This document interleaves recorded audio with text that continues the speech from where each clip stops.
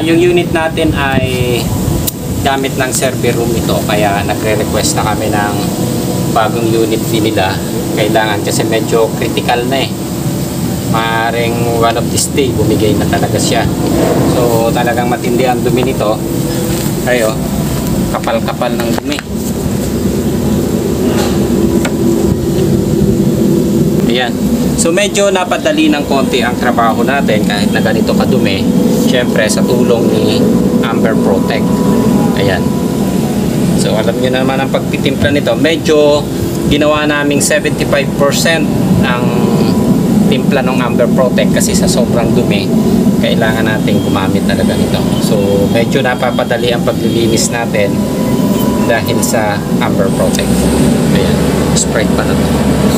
Amber Protect. Okay, so ang application lang naman natin ay napakadali. Dati ang ginagamit natin ay, tanggalin natin to baka maka-copyright tayo nito eh. Okay. Ayan. So dati ang ginagamit natin is spray bottle. So ngayon, pwede pala siya sa ganito. Na-discover namin, mas madali pa siya.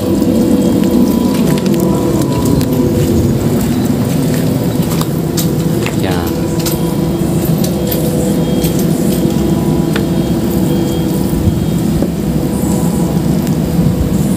Okay. So standby tayo ng 15 minutes. Ayan bumubula na siya.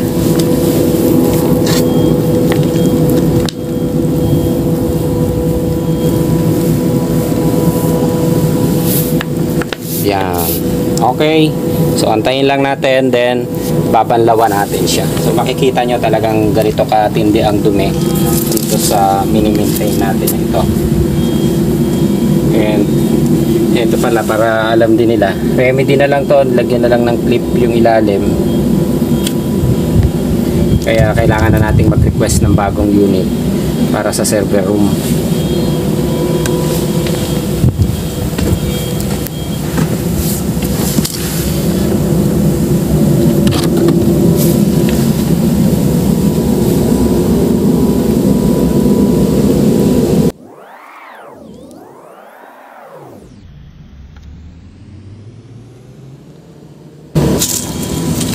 Okay, so after 15 minutes, pwede na natin siyang banlawan ng tubig.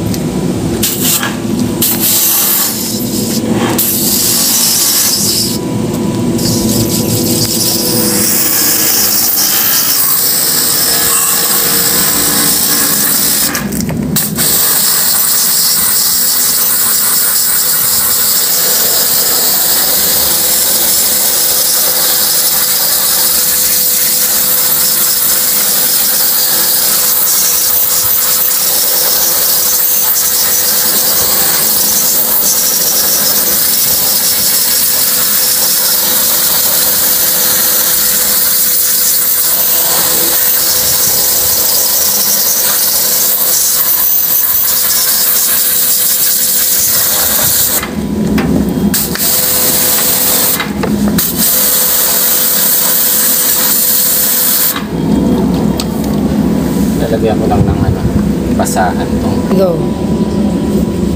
Okay. So, kailangan natin baklasin lahat.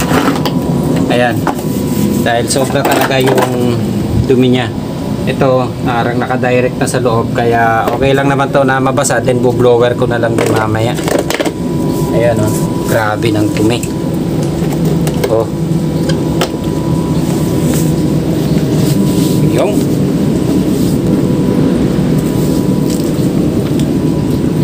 Okay, so balik ka dito sa condenser.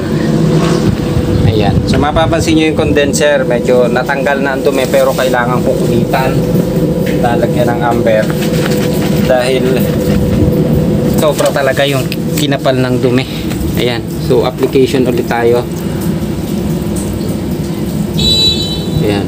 Para lang siguradong tanggal na tanggal lahat ng dumi.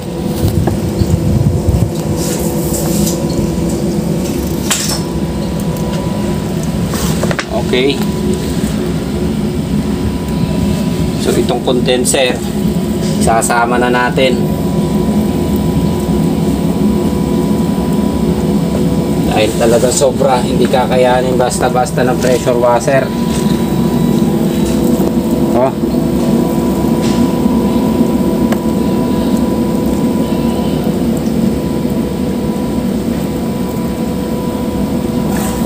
Yun. Oh. Kapal. So kung walang amber, mahihirapan tayong tanggalin yung mga dumi na yan. Lalo na dito sa evaporator. Ayan o. Ianap na rin natin. So gamit na gamit kasi itong unit na ito dahil nasa server room siya.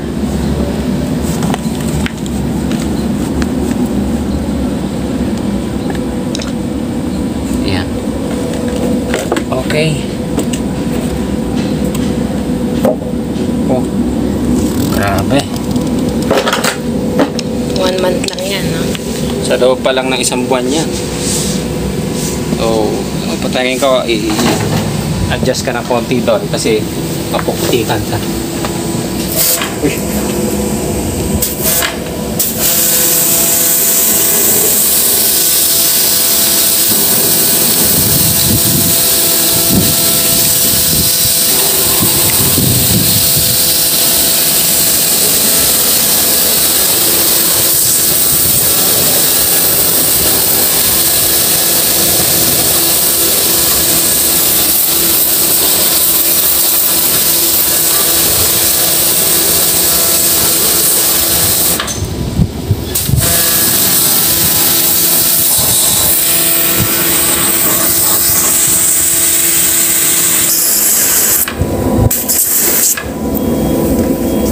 Ayan o.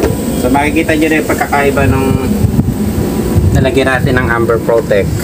So nalinis talaga siya, natanggal ang dumi. Ayan o. So halos maputi na ang kulay niya, and then lusot na yung tubig niya doon, tanggal yung dumi niya doon sa loob. Ayan.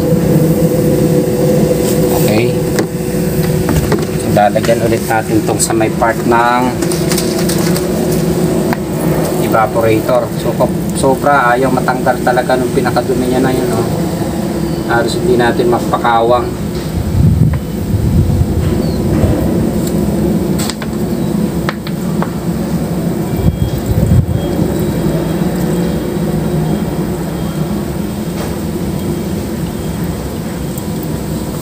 Grabe to.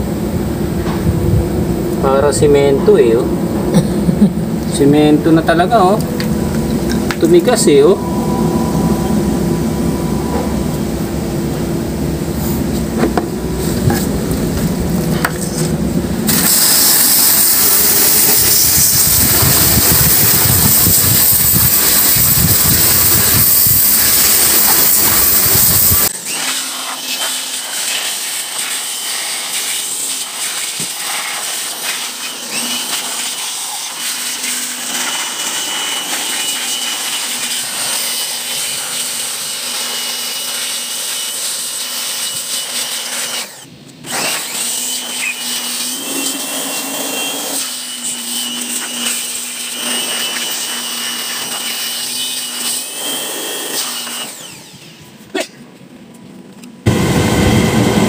Okay na. Ayan, so luminis naman. Nabawasan ang dumi ng ating condenser. Ayan, yung kanina parang semento, natanggal siya. Then itong dito sa evaporator natin,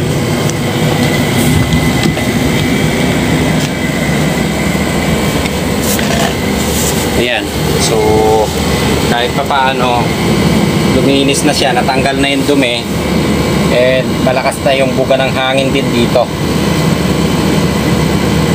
Okay, so talaga lang bugbog ang aircon, kaya wala na tayong ibang magagawa. So okay na, kakabit na natin. Dadali natin sa server room. So medyo mahirap yung posisyon eh, kaya nagre-request tayo ng bagong aircon kasi window type yung ginamit. Ayan o. So ito kasi yung pinaka server room nila. Napakaliit din ang ginamit. So okay na, malamig na rin naman, malinis na naman ayos. Ayan, kaya may hawak na akong map eh. Floor manager ako ngayon. Hindi kasha.